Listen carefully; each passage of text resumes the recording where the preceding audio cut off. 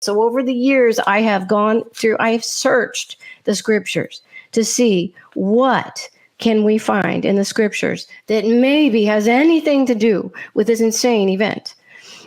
And I found stuff like this. Okay, this is Isaiah 35. And this is Isaiah telling about a vision that he had. And this is from the Old Testament. And listen to what he says. They will see the glory of the Lord, the majesty of our God. So, that kind of sounds like the warning vision. Now, some of you are probably screaming at your computer, that's about the rapture. So before anybody burns me at the stake for being a heretic, please hear me out. Okay. So as Christians, we believe, right? We believe that Jesus has already come to earth one time, right? We believe that he is coming back someday, the second coming. Okay. We believe that there are prophecies of all of this in the Old Testament, right? So, but we believe that many of the Jewish people, that this was the Jewish Messiah that they were waiting for, but that many of the Jewish people did not recognize Jesus as their Messiah when he came the first time. And most Christians, we believe that Jesus is indeed the Messiah, the Jewish Messiah. But many of these Jewish people did not recognize him. So why did the Jewish people miss the Messiah as Jesus Christ when he came the first time? Now, here's why. Because they, in my opinion, they misunderstood these prophetic scriptures that talk about Jesus coming. Okay, so now the scriptures that the Jewish people had at the time of Jesus were the Torah, and then it was basically very similar to what we have, the Old Testament that we have today. Those were the Jewish scriptures that they had at the time of Jesus. Okay, so they knew all of these prophecies in the Old Testament that we have today.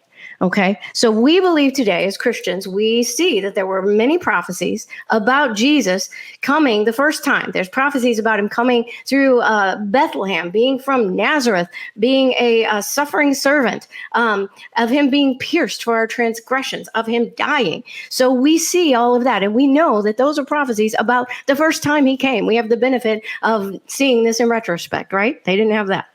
Okay, but then there are all these other prophecies, like this one right here. Oh, I got to read the rest of it. I'll read the rest of it in a minute. So no, let me read it right now. I forgot to read the rest of it. Strengthen the exhausted and make the feeble strong. Say to those with anxious heart, take courage, fear not. And remember, in Deborah Williams' vision, that the message she got from Jesus was take courage, don't fear, don't be afraid. Behold, your God will come with vengeance. The retribution of God will come, but he will save you.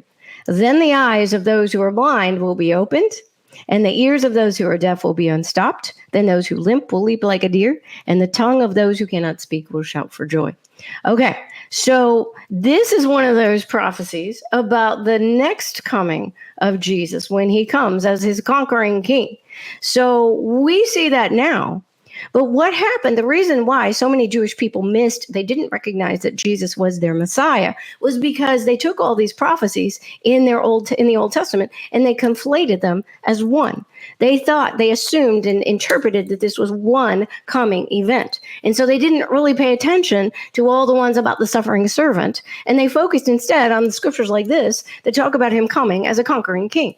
And so that's why they missed that Jesus was the Messiah.